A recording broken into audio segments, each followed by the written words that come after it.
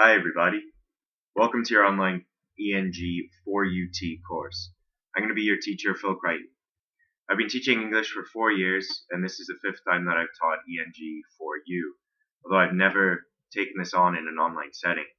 I use a blended learning approach with Google Classroom integration in my regular classes, and I'm very familiar with the virtual learning environment offered by the Desire to Learn software, so don't fret.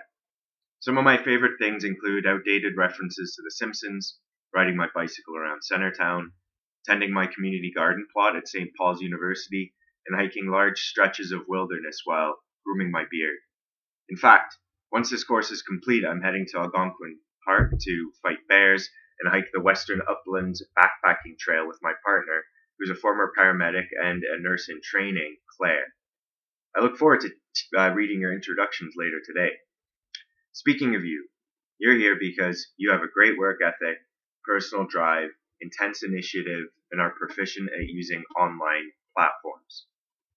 Here's some real talk. If those qualities do not describe you, this course might be a significant challenge. Here's why.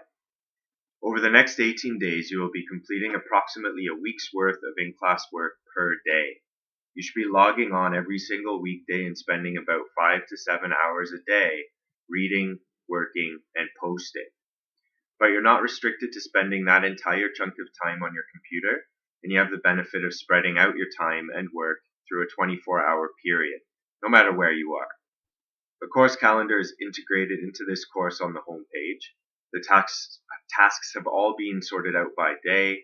Please make sure you follow along and complete each task that has been assigned to the day, especially participating in discussions and hangouts, and I will mark you present for that day.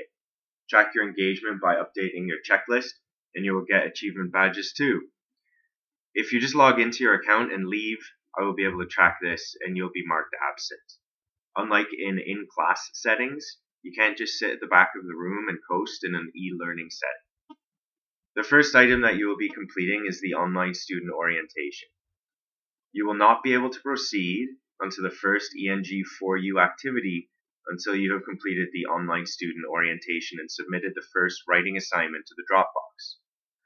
This orientation will familiarize you with submissions to your Dropbox, using the internal pager, posting discussions, and other important information. It's expected that you submit assignments into the proper Dropbox and use the appropriate channels of communication to get in touch with me. If you're having an issue using the tools appropriately, I might suggest that you try this course in class instead.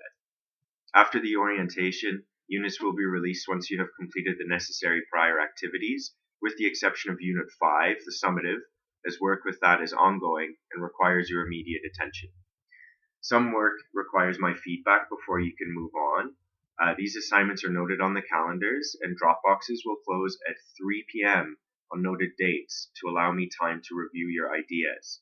There's no midnight submissions for assignments that require my feedback. Your final essay is also due before 3 p.m. on July 26th to give me the appropriate time to mark. Now, if you're a stickler for order like me, you've probably noticed that Units 2 and 3 are inverted.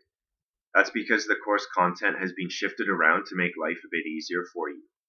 You'll be completing Unit 3 before Unit 2 because it has some reading and writing tasks that past students found hard to complete while they were working on their summative tasks.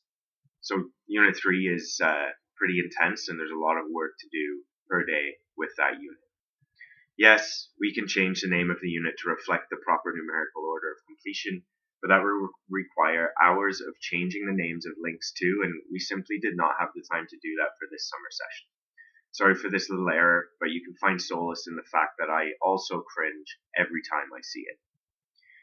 Over the next few days, I'll be scheduling a hangout with each of you to have a quick introductory chat. We're talking about 1 minute here, folks, not an intense existential debate. I think this is important because it will help build rapport between us, which can be hard in an online setting, especially since we only have 18 sessions. These calls will be scheduled between 8 a.m. and 3 p.m. over the next 2 to 3 days, so please let me know a time that works for you, and we'll figure out that schedule. I will also be active online from about 8 a.m. to 3:30 p.m. each day, and will be relatively quick to respond to pages or emails in our VLE during those times, Monday to Friday. You can consider those to be my reliable office hours. Unless I notify the class otherwise by updating a news item, I will not be answering emails too much after 3:30 p.m., nor will I be communicating with you on the weekends. You are also not expected to work course modules on the weekends. Work-life balance is key, and this is a way of achieving it. Please be aware of these communication restrictions when scheduling your own work time. Now that you've seen my face and heard my voice, get started on your online student orientation and your first writing assignment. You should also make sure you look at the summative in Unit 5 and start researching and thinking about your summative fiction or nonfiction reading, as you're responsible for getting an electronic or print copy and reading it. I look forward to reading about your book choices tomorrow. Right now.